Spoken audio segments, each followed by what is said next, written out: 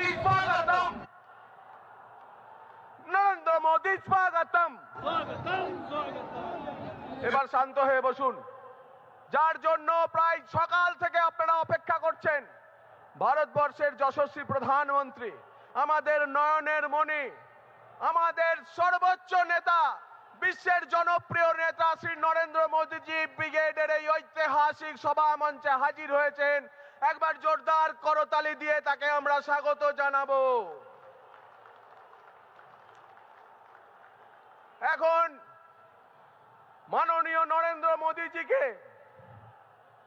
আমাদের এই সারা পশ্চিমবঙ্গের 10 লক্ষ যে সমবেত জনতার পক্ষ থেকে ভারতীয় জনতা পার্টির পশ্চিমবঙ্গের সভাপতি শ্রী শ্রমিক ভট্টাচার্য রজনীগন্ধার মালা পরিয়ে স্বাগত জানাবেন। আর আপনারাও এই যতক্ষণ বরণ পর্ব চলবে হাততালি চালিয়ে যাবেন। মাননীয় শ্রমিক দা এখন রজনীগন্ধার মালা পরিয়ে তাকে স্বাগত জানাবেন।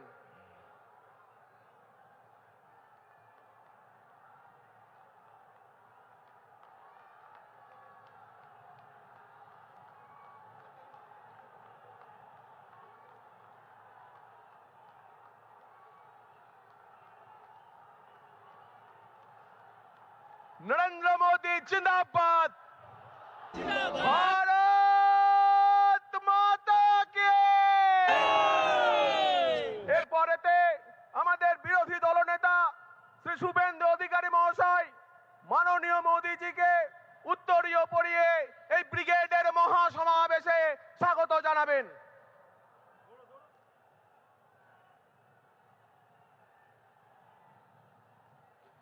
প্রখ্যাত চিত্রশিল্পী শ্রী সুব্রত গঙ্গোপাধ্যায়ের আঁকা ঋষি বঙ্কিমচন্দ্র চট্টোপাধ্যায়ের একটি চিত্র মাননীয় প্রধানমন্ত্রীজিকে উপহার দিচ্ছেন আমাদের সভাপতি শ্রী শ্রমিক ভট্টাচার্য মহাশয়। মা দুর্গার মাটিতে মা দুর্গার একটি মূর্তি আমাদের বিরোধী দলনেতা শুভেন্দু অধিকারীজি মাননীয় মোদীজিকে উপহার দেবেন। ভারত মাতা কে জয় শ্রীরাম, নরেন্দ্র মোদী জিন্দাবাদ। এখন পশ্চিমবঙ্গের বিরোধী দলনেতা শ্রী শুভেন্দু অধিকারী আপনাদের সামনে বক্তব্য রাখবেন, তাকে আপনারা স্বাগত জানান।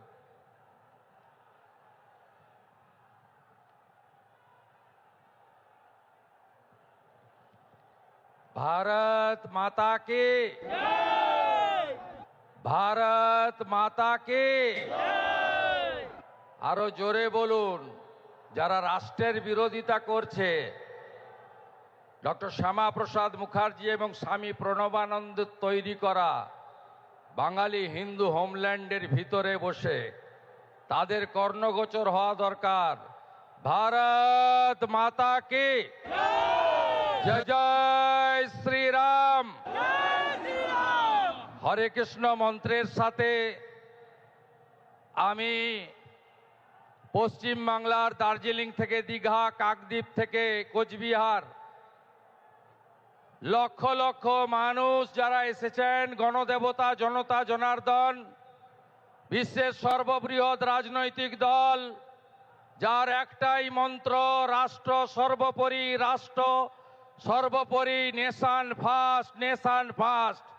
বিজেপির দেবতুল্য কার্যকর্তাকে প্রণাম জানাই। আমরা শুনব বিশ্বের সর্বশক্তিমান নেতা, বিশ্বের সর্বশ্রেষ্ঠ জনপ্রিয় নেতা যশস্বী প্রধানমন্ত্রী নরেন্দ্র মোদীজির বক্তব্য। আমরা আজ বক্তব্য রাখব না। আমি রাজ্যের বিরোধী দলনেতা হিসেবে যে গুরু দায়িত্ব দল এবং মাননীয় প্রধানমন্ত্রী দিয়েছিলেন, গত 5 বছর নিষ্ঠার সঙ্গে পালন করেছি। আমি মাননীয় মোদীজিকে আমার দণ্ডবত প্রণাম নিবেদন করি। রাজ্যের ভারতীয় জনতা পার্টির লোকপ্রিয় সভাপতি, রাজ্যসভার সাংসদ শ্রমিক ভট্টাচার্য, ভারত সরকারের 2 রাষ্ট্রমন্ত্রী, ডক্টর সুকান্ত মজুমদার, শান্তনু ঠাকুর, 3 প্রাক্তন সভাপতি বরেণ্য তথাগত রায়, সম্মানীয় রাহুল সিনহা, সম্মানীয় দিলীপ ঘোষ এবং সর্বোপরি মাননীয় মিঠুন চক্রবর্তী সহ সম্মানিত মঞ্চ। আমাদের প্রধানমন্ত্রীর কথা আমরা শুনব। তিনি 3 দিন ধরে আসাম এবং পশ্চিমবঙ্গ সফর করছেন। 18,700 কোটি টাকার উন্নয়ন দিয়ে গেছেন। তাই আজকের এই সভা থেকে পরিবর্তনের সংকল্প নিতে হবে। সবাই বলুন, পরিবর্তন হচ্ছে, এবারে পরিবর্তন হচ্ছে। বাঁচতে চাই, বাঁচতে চাই, মা বোনের সম্মান চাই, চাকরি চাই, শিল্প চাই, অন্নদাতা কৃষককে বাঁচাতে চাই, অনুপ্রবেশ মুক্ত বাংলা চাই, চোর মুক্ত বাংলা চাই, জিহাদি মুক্ত বাংলা চাই, মৌলবাদী মুক্ত বাংলা চাই, জঙ্গি মুক্ত বাংলা চাই। তাই প্রধানমন্ত্রীজি দমদমের মিটিংয়ে বলে গেছেন, সাংস্কৃতিক রাজধানী দেশের পশ্চিমবঙ্গ শিক্ষা, শিল্প সবকিছুতে 1 নম্বরে ছিল। তিনি বলেছেন, বাংলার হিত গৌরব ফেরাবে বিজেপি। গ্যারেন্টারের নাম নরেন্দ্র দামোদর দাস মোদী। আমরা মোদীজির নেতৃত্বে ডবল ইঞ্জিন করব, রাষ্ট্রবাদী সরকার করব এবং আদর্শ বাঙালি শ্যামা প্রসাদ মুখার্জির স্বপ্ন পূরণ করব। তাই বলুন, পাল্টানো দরকার, পাল্টানো দরকার, আরো জোরে পাল্টানো দরকার, পাল্টানো দরকার, পাল্টানো দরকার, পাল্টানো দরকার, পাল্টানো দরকার। গো মাতা কি, गंगा माता की, माता काली की, माता दुर्गा की, हर हर वंदे।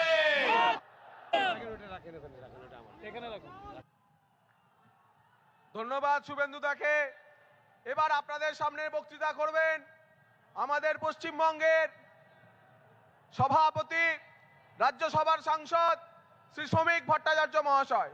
একবার তাকেও হাততালি দিয়ে আপনারা স্বাগত জানাবেন।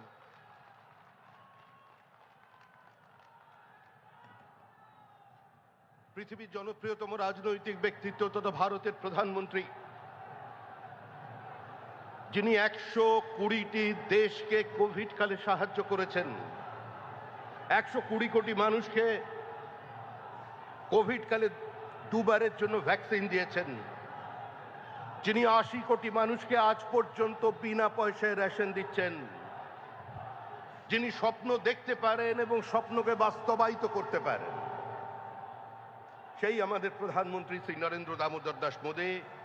প্রিয় বিরোধী দলনেতা শ্রী শুভেন্দু অধিকারী, শ্রী সুকান্ত মজুমদার, শ্রী শান্তনু ঠাকুর, শ্রী রাহুল সিনহা, শ্রী দিলীপ ঘোষ, শ্রদ্ধেয় শ্রী তথাগত রায়, মঞ্চে উপস্থিত আমার সমস্ত সহকর্মী বন্ধুগণ, শ্রদ্ধেয় মিঠুনদা এবং কুচবিহার থেকে কাকদ্বীপ পর্যন্ত, পাহাড় থেকে সাগর পর্যন্ত যাদের স্বতঃস্ফূর্ত পদধ্বনি আজকে কলকাতার এই মাটিতে পড়েছে পরিবর্তনের স্বার্থে, সেই কর্মীদের আমি আমার প্রণাম জানাই। দেখুন, এই মাটি আমাদের মসৃণ হয়নি। 2016 সাল থেকে প্রায় 300 জনের বেশি বিজেপি কর্মীর রক্তের ওপর দিয়ে চলে আজকে আমরা এই ব্রিগেডে পৌঁছেছি। আমরা এসেছি শুধুমাত্র একটাই লক্ষ্যে, 2026-এর নির্বাচন, তৃণমূলের বিসর্জন। এর আগেও এই ব্রিগেড থেকে বহু মানুষ বহু বক্তব্য শুনেছেন।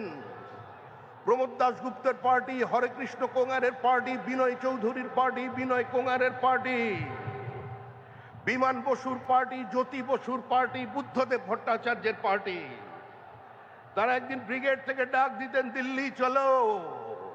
আর আজকে communist party of India marksheet ডাক দিয়েছে, মুর্শিদাবাদ চলো। মুর্শিদাবাদ। কি আছে ওখানে? ওখানে হুমায়ুন আছে, বাবুর আছে। চলো দিলদার চলো, চাঁদ কি পার চলো। কতদিন চলবে এই রাজনীতি? আরে পশ্চিমবঙ্গ কোনো ধর্মশালা নয়, কোনো কোঠা নয়। আমরা এদেশের মানুষকেই এদেশে রাখবো, ভোটার লিস্টে রাখবো। কিন্তু এমন ভোটার লিস্ট কোথাও খুঁজে পাবে না কো তুমি, সকল রাজ্যের রানী সেজে আমার বঙ্গভূমি। আরে ও নদী, আর দু মুঠো চাল ফেলে দে হাঁড়িতে, ঠাকুর জামাই এলো বাপের বাড়িতে। ও শুধু ননদীরা আসছে না, এখন ননদীরাও আসছে ঠাকুর জামাইয়ের সঙ্গে।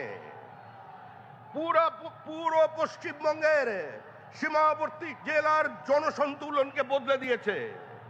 শুধু বাংলা বদলায়নি, বদলে গেছে বনাঞ্চল, বদলে গেছে সীমাঞ্চল। ভারতবর্ষের আভ্যন্তরীণ নিরাপত্তায় অনুপ্রবেশের মধ্যে দিয়ে ধ্বংস করে দিচ্ছে তৃণমূল কংগ্রেস। এখানে সংবিধান আক্রান্ত, রাজ্যপাল আক্রান্ত, গণতান্ত্রিক ব্যবস্থা আক্রান্ত, বিরোধী দলনেতা আক্রান্ত, বিধায়ক আক্রান্ত, বিজেপি কর্মী আক্রান্ত। এরা রাষ্ট্রপতিকেও বাদ দেয়নি, রাষ্ট্রপতির চেহারা নিয়ে পর্যন্ত অন্য কথা বলছেন। আর আজকে জঙ্গলমহলের মানুষ তারাও বলে দিয়েছে দিদির দিকে তাকিয়ে, হিতায় তোকে মানাইছি না রে। তৃণমূল যাবে, তৃণমূল চলে গেছে।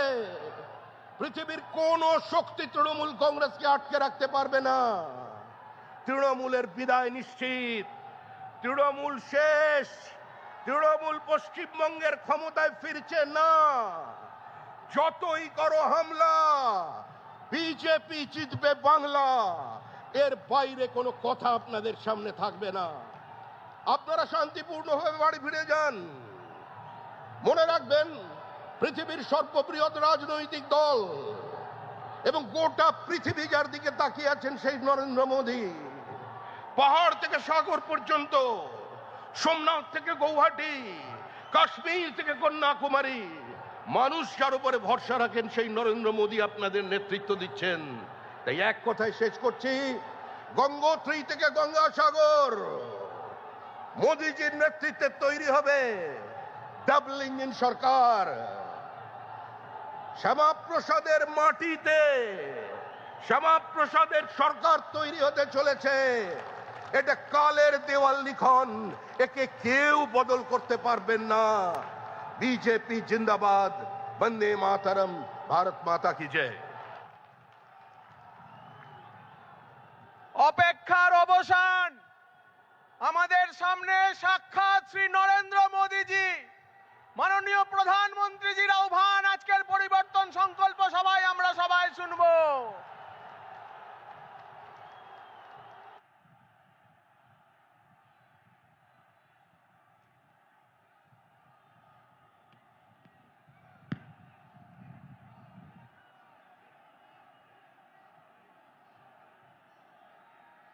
भारत माता की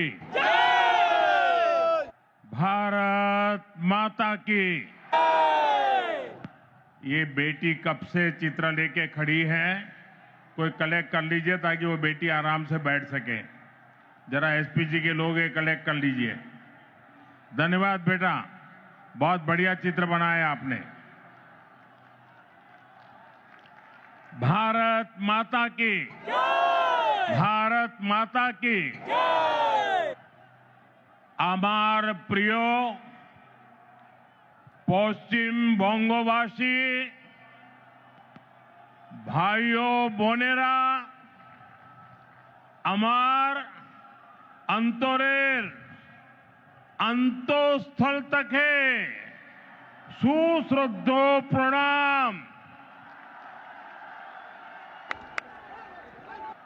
बंगाल की ऐतिहासिक धरती, ये ब्रिगेड परेड ग्राउंड का ऐतिहासिक मैदान और बांग्ला मानुष का ये ऐतिहासिक जनसैलाब जहां जहां मेरी नजर पहुंच रही है, लोग ही लोग नजर आ रहे हैं।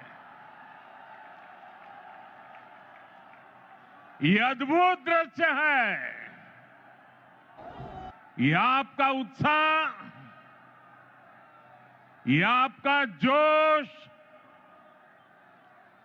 बंगाल क्या सोच रहा है, बंगाल के मन में क्या चल रहा है, अगर किसी को देखना है तो जरा ये तस्वीर देख ले।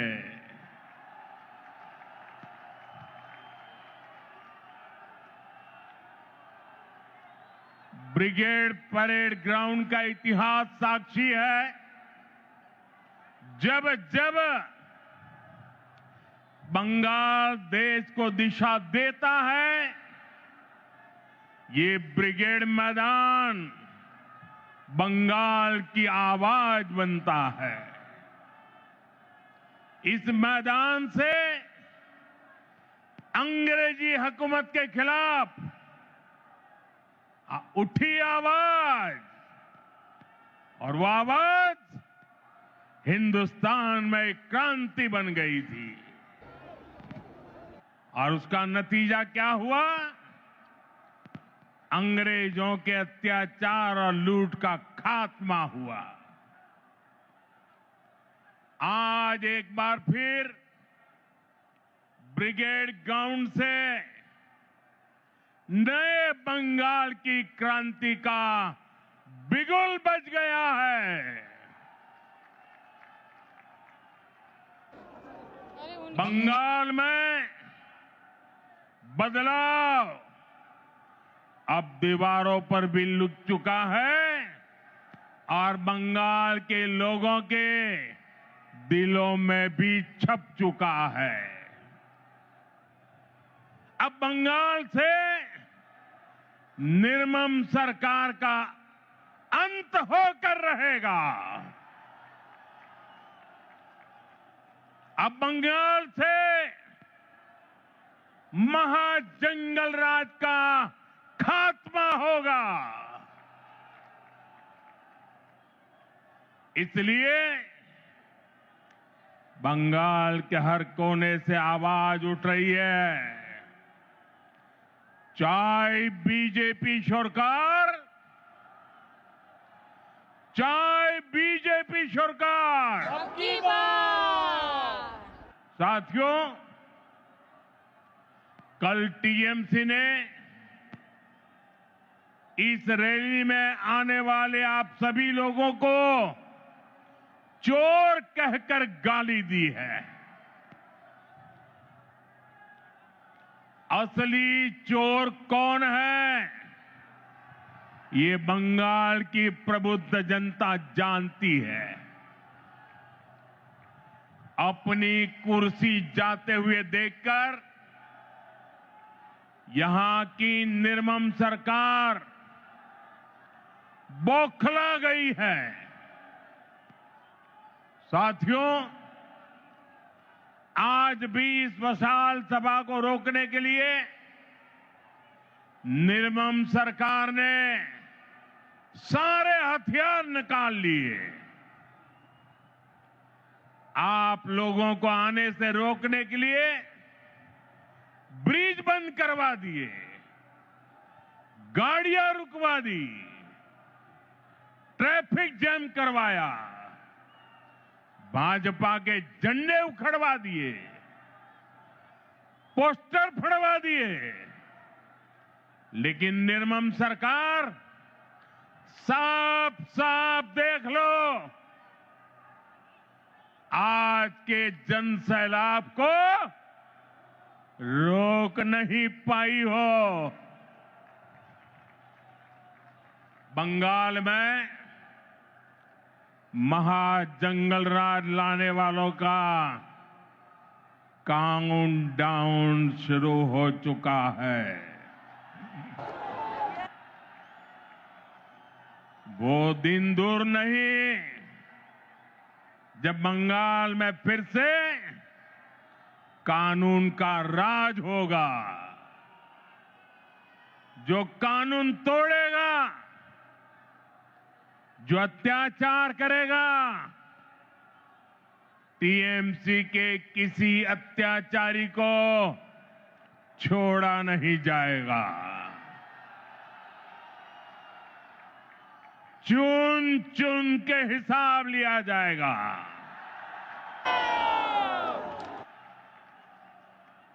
भाइयों बहनों,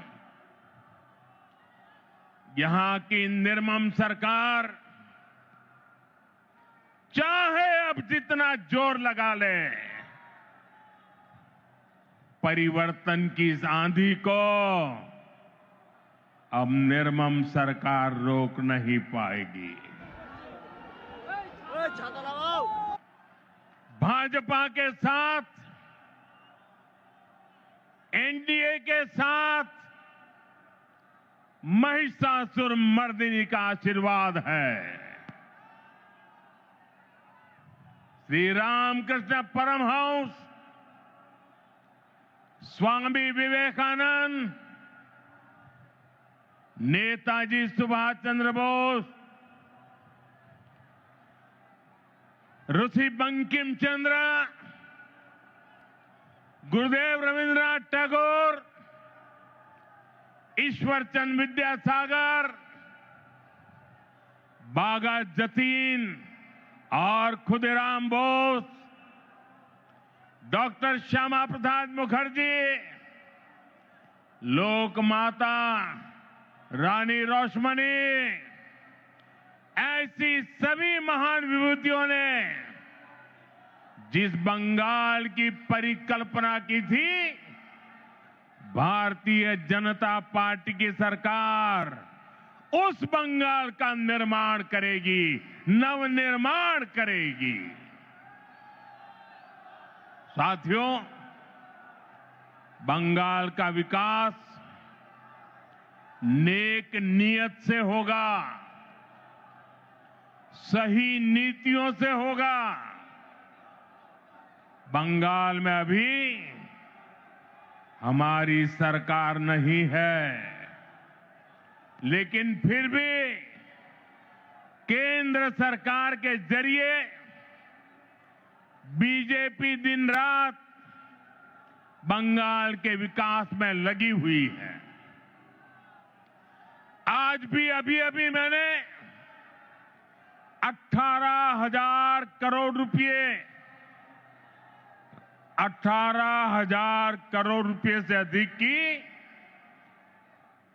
परियोजनाओं का उद्घाटन और शिलान्यास किया है। अभी 18,000 करोड़ कितना 18,000 करोड़ कितना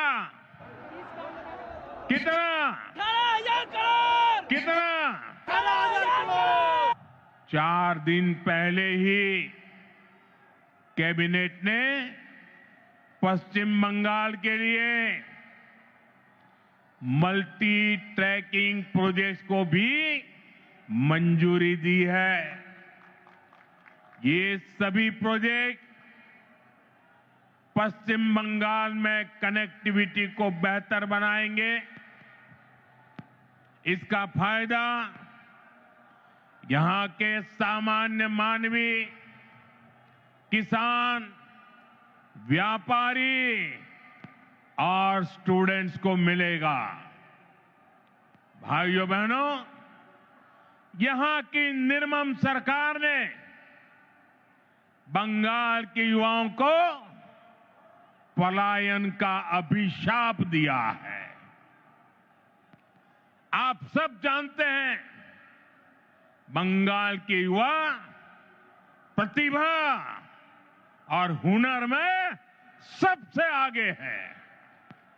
बंगाल के युवा मेहनत करने में सबसे आगे है। बंगाल एक समय पर पूरे भारत के विकास को गति देता था। बंगाल व्यापार और उद्योगों में सबसे आगे था, लेकिन आज हालत क्या है? यहां का युवा ना डिग्री ले पा रहा है और ना ही उसे रोजगार मिल रहा है। आपके बेटे बेटियों को काम की तलाश में दूसरे राज्यों में पलायन करना पड़ता है।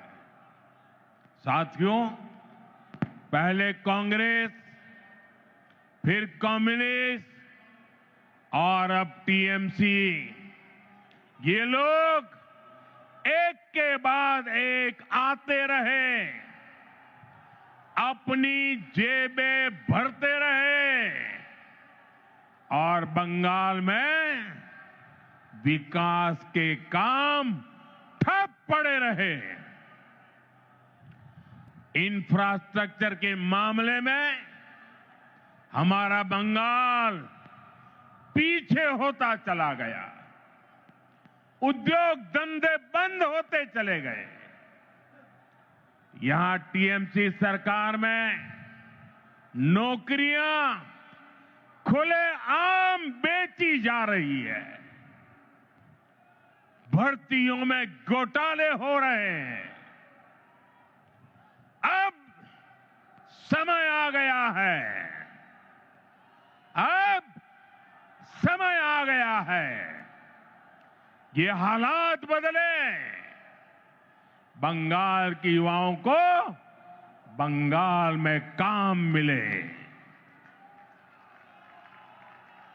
ये नौजवान बंगाल के विकास का नेतृत्व करें,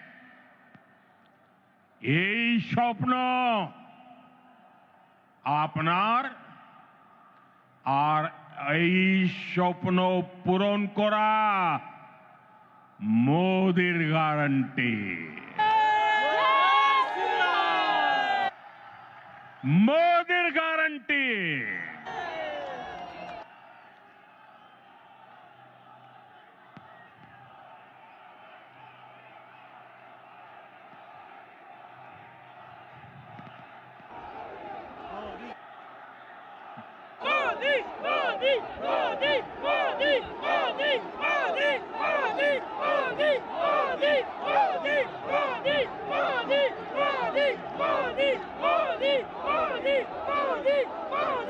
साथियों, टीएमसी सरकार का एक ही एजेंडा है, ये टीएमसी वाले न खुद काम करेंगे न करने देंगे। जब तक इनको अपना कट मनी नहीं मिल जाता, ये किसी भी योजना को गांव गरीब तक नहीं पहुंचने देते। इसलिए टीएमसी सरकार केंद्र की योजनाओं को रोक कर रखती है। आप देखिए, हम कारीगरों और कामगारों को आगे बढ़ाने के लिए पीएम विश्वकर्मा योजना चला रहे हैं।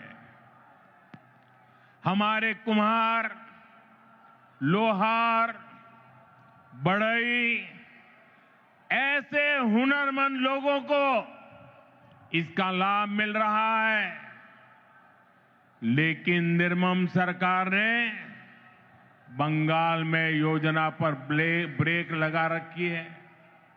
मुझे बताइए भाइयों, मेरे इन विश्वकर्मा भाइयों को भारत सरकार के पैसे पहुंचने चाहिए कि नहीं पहुंचने चाहिए? पहुंचने चाहिए। उनको मदद मिलनी चाहिए कि नहीं मिलनी चाहिए? मिलनी चाहिए। उनका भविष्य उज्जवल होना चाहिए कि नहीं होना चाहिए? चाहिए। केंद्र सरकार पैसे दे रही है, बंगाल को कुछ नहीं करना है, लेकिन उसके बावजूद भी ये विश्वकर्मा समाज के मेरे छोटे छोटे भाई बहनों को उसे वंचित रखा जाता है। साथियों, देशवासियों को मुफ्त बिजली देने के लिए हमने पीएम सूर्यघर मुफ्त बिजली योजना शुरू की है। केंद्र की भाजपा सरकार इसके लिए हर लाभार्थी को 75 से 80 हजार रुपया देती है। आपको, बंगाल के मेरे भाई बहनों को, हर परिवार को मोदी सरकार 75 से 80 हजार रुपया देती है। जो लाभार्थी पीएम सूर्यघर मुफ्त बिजली योजना से जुड़ता है, उसके घर का बिजली बिल 0 हो जाता है। लेकिन बंगाल सरकार इसे भी लागू नहीं होने दे रही। आप मुझे बताइए, आपका बिजली बिल 0 होना चाहिए कि नहीं? बिजली बिल 0 करने के लिए मोदी की मदद मिलनी चाहिए कि नहीं मिलनी चाहिए? मिलनी चाहिए। जो इसे रोकते हैं वो आपके दुश्मन है कि नहीं है? बंगाल के दुश्मन है कि नहीं है? हर परिवार के दुश्मन है कि नहीं है? साथियों, बंगाल के विकास में चाय बागानों और उनमें काम करने वाले श्रमिकों की बड़ी भूमिका है। लेकिन चाय बागानों के श्रमिकों को पीएम चाय श्रमिक प्रोत्साहन योजना का लाभ नहीं मिल रहा है। मुझे बताइए, चाय बागान के मेरे श्रमिकों को ये लाभ मिलना चाहिए कि नहीं मिलना चाहिए? मिलना चाहिए। उनको मदद मिलनी चाहिए कि नहीं मिलनी चाहिए? मिलनी चाहिए। केंद्र सरकार की इस योजना में बंगाल सरकार रोड़े अटका रही है। साथियों, आप सबने देश भर में पीएम आवास योजना की सफलता के बारे में सुना है। दुनिया के लोग भी जब सुनते हैं ना, अचरज करते हैं। जो लोग बंगाल से बाहर रह रहे हैं, ऐसे हर गरीब परिवार को पक्का घर मिल रहा है। लेकिन यहां क्या हुआ? योजना का नाम बदल दिया गया, लाभार्थियों की सूची में गड़बड़ की और जिन गरीबों को घर मिलना चाहिए था, वे आज भी इंतजार कर रहे हैं। ईमानदारी से, ट्रांसपेरेंसी से बंगाल के गरीबों को पक्का घर मिलना चाहिए कि नहीं मिलना चाहिए? मिलना चाहिए। ये टीएमसी सरकार मिलने देगी क्या? ये निर्मम सरकार मिलने देगी क्या? ये सरकार जानी चाहिए कि नहीं जानी चाहिए? गरीबों को घर मिलना चाहिए कि नहीं मिलना चाहिए? साथियों, इतना ही नहीं, यही हाल जल जीवन मिशन का भी है। बंगाल में लोग पूछ रहे हैं, जब देश के बाकी हिस्सों में हर घर जल पहुंच सकता है, तो बंगाल में क्यों नहीं? भाइयों बहनों, केवल बिजली, पानी, सड़क और घर, इसकी बात नहीं है। ये टीएमसी सरकार अपनी स्वार्थी राजनीति की वजह से आयुष्मान योजना को लागू नहीं कर रही है। देश के करोड़ों लोग इस योजना के तहत 5 लाख रुपए तक के मुफ्त इलाज का लाभ उठा रहे हैं। मुझे बताइए, गरीबों को बीमारी में 5 लाख रुपए तक की मदद पहुंचनी चाहिए कि नहीं पहुंचनी चाहिए? मोदी दे रहा है, मिलनी चाहिए कि नहीं मिलनी चाहिए? ये टीएमसी सरकार बीमार लोगों की भी दुश्मन है कि नहीं है? अत्याचारी है कि नहीं है?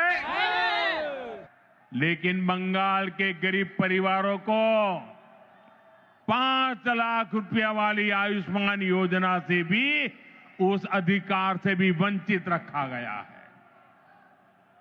साथियों, आज बंगाल के किसान की हालत भी किसी से छिपी नहीं है।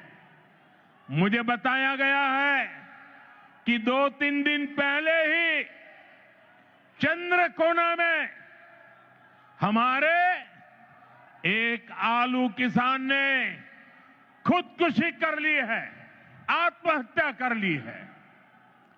पश्चिमी मिदनापुर से हुगली और बर्दवान तक किसानों से झूठे वायदे और सरकारी खरीद में घोटाला ही ये टीएमसी सरकार की पहचान बन गया है। टीएमसी के कट, कमीशन और करप्शन के कारण गंदी राजनीति के लिए किसानों की जिंदगी से, गरीबों और मध्यम वर्ग की जिंदगी से, माताओं बहनों की सुरक्षा से खिलवाड़ किया जा रहा है। इसलिए टीएमसी जाएगी तो हर गरीब को पक्का घर मिलेगा। गरीब को पक्का घर मिलना चाहिए कि नहीं मिलना चाहिए? मिलना चाहिए कि नहीं मिलना चाहिए? मिलना चाहिए। ये मोदी की गारंटी है। हर गरीब परिवार को बता देना, जैसे ही टीएमसी की सरकार जाएगी, गरीबों का पक्का घर बनना शुरू हो जाएगा। टीएमसी जाएगी तो हर घर साफ जल पहुंचेगा। टीएमसी जाएगी तो हर गरीब को मुफ्त इलाज मिलेगा। टीएमसी जाएगी तो कारीगरों को नए अवसर मिलेंगे। टीएमसी जाएगी तभी बंगाल में सुशासन आएगा। साथियों, हमारे बंगाल ने आजादी के बाद विभाजन सहा, विभाजन की आग देखी, मजहबी दंगे देखे, बाद के दशकों में अस्थिरता देखी, घुसपैठ का दौर देखा, रक्तपात सहा। इस सब की सबसे बड़ी भुक्तभोगी अगर कोई थी तो बंगाल की माताएं, बहनें, बेटियां, बंगाल की महिलाएं थी। लेप की सरकार में अपहरण, हत्या, बलात्कार का वो दौर कोई नहीं भूल सकता। इसलिए बंगाल के आप लोग लेप को हटाकर बड़ी आशा के साथ टीएमसी को लेकर आए। आपने टीएमसी पर भरोसा किया, लेकिन टीएमसी ने लेप के गुंडों और माफियाओं को ही अपनी पार्टी में भर्ती कर लिया। आज बंगाल में अपराधियों को खुली छूट है। आए दिन बहन बेटियों के खिलाफ दिल दहलाने वाले अपराध होते हैं। बंगाल का कोई इलाका ऐसी घटनाओं से अछूता नहीं है।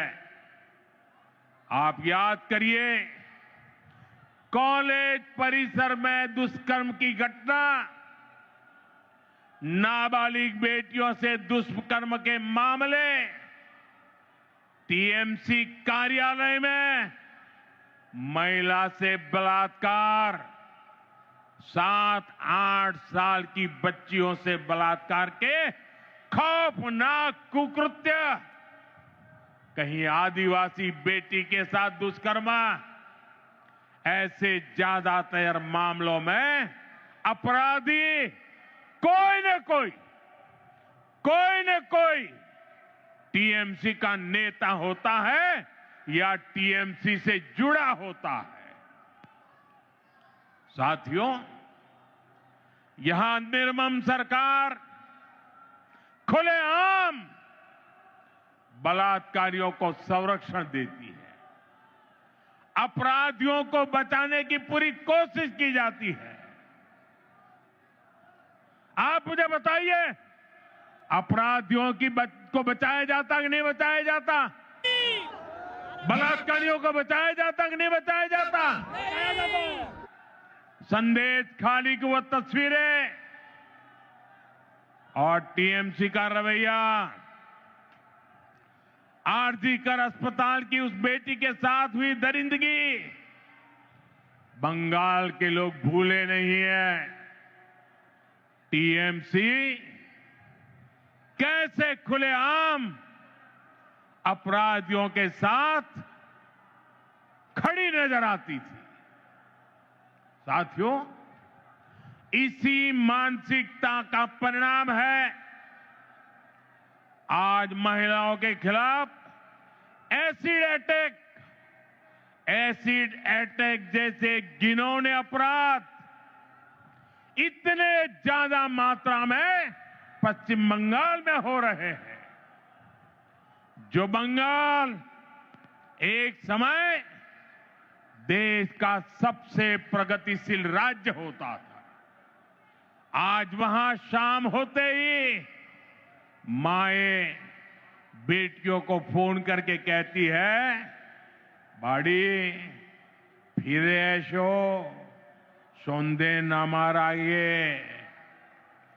शक्ति की पूजा करने वाले बंगाल को ऐसे हालात मंजूर नहीं होंगे। मैं बंगाल की मेरी माताओं बहनों को भरोसा दिलाता हूं, आप भाजपा को, बीजेपी को अपने आशीर्वाद दीजिए। बीजेपी सरकार में महिलाएं सुरक्षित होगी और अपराधी जेल में होंगे, और ये मोदी की गारंटी है।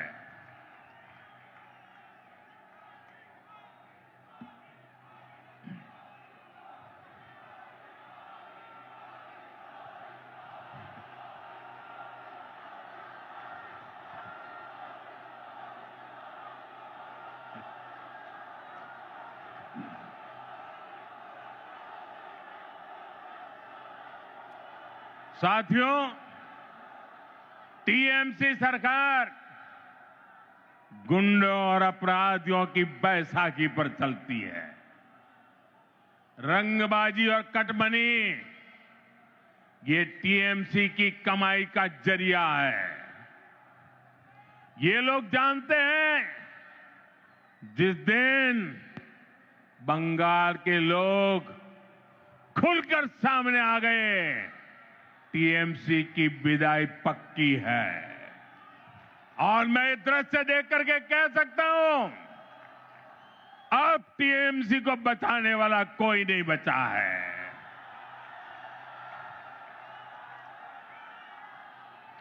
इसलिए ये बंगाल के आप लोगों को डरा धमका कर रखना चाहते हैं। इसके लिए टीएमसी वाले माफिया गिरोहों को पालते हैं, ये कट्टरपंथियों को संरक्षण देते हैं और ऐसे गिरोहों की ताकत बढ़ाने के लिए घुसपैठियों को बुलाते हैं, घुसपैठियों को। साथियों, ये टीएमसी मां, माटी, मानुष के नारे पे सत्ता में आई थी। आज वही मां रो रही है, माटी को लूटा जा रहा है और बंगाली मानूस बंगाल छोड़ने पर मजबूर हो रहा है। घुसपैठियों की वजह से आज बंगाल की रोटी, बेटी, माटी, उस पर सबसे बड़ा खतरा आ गया है। ये लोग बंगाल के लोगों का रोजगार छीन रहे हैं। हमारी बहन बेटियों की सुरक्षा खतरे में पड़ गई है और बंगाल के लोगों की जमीनों पर, बंगाल की माटी पर इन घुसपैठियों का कब्जा दिलवाया जा रहा है। इसका परिणाम आज सबके सामने है। बीते दशकों में बंगाल के ज्यादातर इलाकों में डेमोग्राफी बदल गई है। बंगाली हिंदुओं को जानबूझकर अल्पसंख्यक बनाया जा रहा है। तुष्टीकरण का ऐसा खुला खेल, जब शरणार्थी हिंदुओं को नागरिकता देने की बात होती है तो पूरी टीएमसी उसका विरोध करती है। वो हिंदू जिन्होंने कभी विभाजन का समर्थन नहीं किया था, जिन्होंने हमेशा अविभाजित बंगाल को, भारत को अपनी मातृभूमि माना, टीएमसी वाले उन्हें नागरिकता देने का विरोध करते हैं, क्योंकि उनके लिए उनकी वोट बैंक ही सबसे प्रमुख है। वो हिंदुओं को तो अपनी वोट बैंक नहीं समझते, उनसे उनके आपराधिक गिरोह नहीं बढ़ते, इसलिए ये लोग एसआईआर का भी विरोध करते हैं ताकि घुसपैठियों के नाम वोटर लिस्ट से हट न जाए, वोटर लिस्ट शुद्ध न हो जाए। और ये तो ऐसे लोग हैं जिनकी मृत्यु हो चुकी है, उनके भी नाम निकालने के लिए तैयार नहीं है। भाइयों बहनों, डेमोग्राफी के इस खतरनाक बदलाव ने आज बंगाल को असुरक्षित बना दिया है और अब तो यहां खुलेआम धमकी दी जा रही है। कहा जा रहा है एक खास कम्युनिटी वाले मिलकर आप लोगों को खत्म कर देंगे। संविधान की कुर्सी पर बैठकर ऐसी धमकी, करोड़ों बंगाली लोगों को खत्म करने की बात आपके मुंह में शोभा नहीं देती है। मैं पूछना चाहता हूं, वो कौन लोग हैं जो टीएमसी सरकार के इशारों पर करोड़ों लोगों को खत्म कर देंगे? साथियों, धमकाने डराने की इस राजनीति को टीएमसी ने इसे अपना हथियार बना लिया।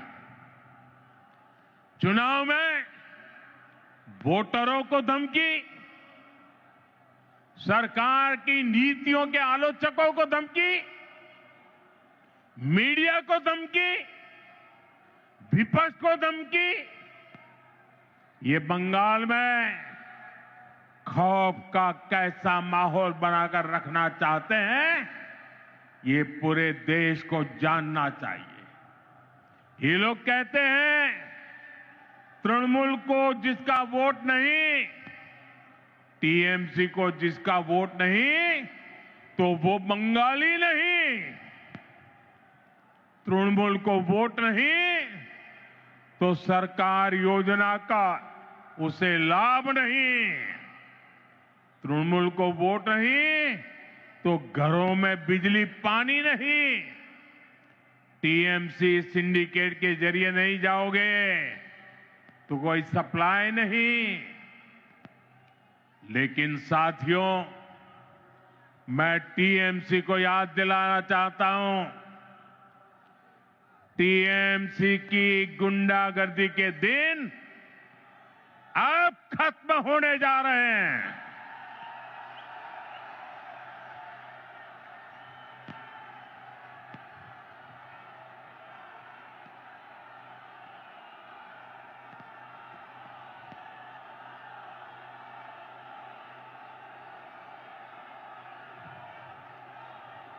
टीएमसी सरकार के जाने का काउंटडाउन शुरू हो चुका है। यहां बंगाल में बीजेपी सरकार बनने के बाद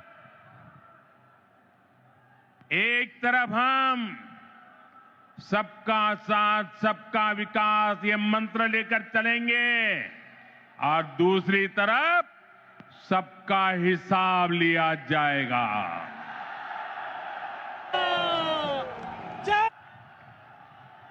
टीएमसी को वो गुंडों, ये टीएमसी के वो गुंडे जो आपको डराते हैं, बीजेपी सरकार में उनके डर भरे दिन शुरू होना तय है।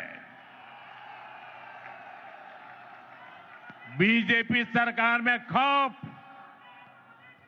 हर अपराधी को होगा, खौफ हर घुसपैठिए को होगा, खौफ तुष्टीकरण की राजनीति करने वालों को होगा, क्योंकि कानून अपना काम करेगा, कानून का राज आएगा। ऐसे लोगों को मुंह छिपाने की जगह नहीं मिलेगी। ऐसे अपराधियों को सिर्फ एक ही जगह होगी, एक ही जगह होगी, जेल, जेल, जेल। साथियों, बंगाल की निर्मम सरकार में आज सबसे ज्यादा प्रताड़ित यहां का दलित, आदिवासी और हमारे गरीब भाई बहन हैं। आदिवासी समाज के साथ कैसा अन्याय होता है ये किसी से छिपा नहीं है, लेकिन अब तो टीएमसी सरकार इन्होंने सभी सीमाएं लांघ दी है। आप देखिए, अभी कुछ दिन पहले हमारे देश की महामहिम राष्ट्रपति, आदिवासी समाज की बेटी आदरणीय द्रौपदी मुर्मू जी बंगाल आई थी। उन्हें संथाल आदिवासी परंपरा के पावन उत्सव में शामिल होना था, लेकिन अहंकार में डूबी इस निर्मम सरकार ने न केवल उस कार्यक्रम का बहिष्कार किया, बल्कि उसे पूरी तरह बदइंतजामी के हवाले कर दिया। क्योंकि एक आदिवासी बेटी इतने बड़े पद पर है, टीएमसी वालों को उनका सम्मान मंजूर नहीं हुआ। द्रौपदी मुर्मू जी, जो हमेशा अपनी सरलता के लिए जानी जाती है, उन्हें खुद बड़े दुखी मन से खेद व्यक्त करना पड़ा। भारत के राष्ट्रपति को अपनी तकलीफ बतानी पड़ी। टीएमसी वालों को ये याद रखना पड़ेगा, उन्होंने केवल द्रौपदी मुर्मू जी का अपमान नहीं किया है, उन्होंने करोड़ों आदिवासियों का अपमान किया है, उन्होंने करोड़ों महिलाओं के सम्मान को ठेस पहुंचाई है, उन्होंने देश के सर्वोच्च पद की गरिमा को ठेस पहुंचाई है, इन्होंने भारत के संविधान का अपमान किया है। इन्होंने बाबा साहब आंबेडकर का अपमान किया है और इसका जवाब बंगाल के लोगों से टीएमसी को मिलने वाला है, निर्मम सरकार को मिलने वाला है। साथियों, टीएमसी सरकार ने बंगाल को पूरी तरह से अराजकता के हवाले कर दिया है। संवैधानिक व्यवस्थाओं पर आए हर दिन हमले करने के वो रास्ते खोजते रहते हैं, हमले करते रहते हैं। पिछले कुछ महीनों में आपने देखा है, जब भी चुनाव आयोग निष्पक्ष चुनाव सुनिश्चित करने के लिए कदम उठाता है, मतदाता सूची की शुद्धि की कोशिश करता है, तब टीएमसी उसके खिलाफ हमला करने लगती है। जो संस्था स्वतंत्र और निष्पक्ष चुनाव कराने के लिए जिम्मेदार है, उसी की विश्वसनीयता पर सवाल खड़े किए जाते हैं। ऐसा ही व्यवहार देश की सेना को लेकर दिखाई देता है। जब 2019 में भारतीय वायुसेना ने बालाकोट में आतंकवादी ठिकानों पर निर्णायक कार्रवाई की, तब टीएमसी ने देश की वायुसेना से कार्रवाई का सबूत मांगा। साथियों, यहां राज्य सरकार पुलिस को स्वतंत्र रूप से जांच करने नहीं देती। जब राष्ट्रीय एजेंसियां टीएमसी सरकार के भ्रष्टाचार या गंभीर अपराधों की जांच करना चाहती हैं, तो उन्हें भी रोकने की कोशिश होती है। अब जरा सोचिए, न्याय के लिए लोग आखिर कहां जाएंगे? साथियों, तृणमूल वाले यही अराजकता दिल्ली तक फैलाने की कोशिश करते हैं। आपने संसद में भी देखा है, सदन के भीतर कैसे कागज फाड़े जाते हैं, कैसे बहस को रोका जाता है, कैसे सदन की कार्यवाही को बाधित किया जाता है। देश टीएमसी की शर्मनाक हरकतें देखकर हैरान होता है। साथियों, बंगाल के प्रबुद्ध लोग अब इस अराजकतावादी सरकार के खिलाफ संकल्प ले चुके हैं। इस अराजक सरकार को उखाड़ फेंकने का काम इसी धरती के लोग करने वाले हैं। साथियों, आज यहां जो जनसैलाब उमड़ा है, ये पश्चिम बंगाल की जागती हुई चेतना है। ये उस बदलाव की आहट है जिसका इंतजार वर्षों से किया जा रहा है। पश्चिम बंगाल में दार्जिलिंग की पहाड़ियों से लेकर सुंदरबन के द्वीपों तक, उत्तर बंगाल के चाय बागानों से लेकर कोलकाता की गलियों तक, आज हर जगह पर एक ही चर्चा है, बदलाव चाहिए। और ये बदलाव अब होकर रहेगा। साथियों, बंगाल की आत्मा कभी हार मानने वाली नहीं है। बंगाल का नौजवान कभी हार मानने वाला नहीं है। बंगाल की बेटियां कभी हार मानने वाली नहीं है। बंगाल का किसान कभी हार मानने वाला नहीं है। जब जब इस भूमि के सामने चुनौतियां आई है, तब तब यहां की जनता ने साहस के साथ उनका सामना किया है। गुरुदेव रविन्द्रनाथ ठाकुर ने भी हमें संदेश दिया है। उन्होंने कहा था, विपदे मोरे रक्षा करो, ये नोहे मोर प्रार्थना विपदे आमी ना जाए जेनो कोरी बॉय। आज भी वही समय है। कुछ लोग आपको डराने की कोशिश करेंगे, कुछ लोग कहेंगे कि बदलाव संभव नहीं है, लेकिन याद कर रहिए और याद जरूर रखें, जब जनता ठान लेती है तो कोई भी ताकत उसे रोक नहीं सकती। और बंगाल की जनता ने जब भी ठाना है, इतिहास बदल कर दिखाया है। आज मुझे इस ऐतिहासिक ब्रिगेड मैदान में वही आत्मविश्वास मेरी आंखों के सामने दिखाई दे रहा है। याद रखिए, इस बार चुनाव सिर्फ सरकार बदलने का नहीं है। इस बार चुनाव बंगाल की आत्मा को बचाने का चुनाव है। इस बार चुनाव व्यवस्था बदलने का है। इस बार चुनाव कटमनी से छुटकारे का है।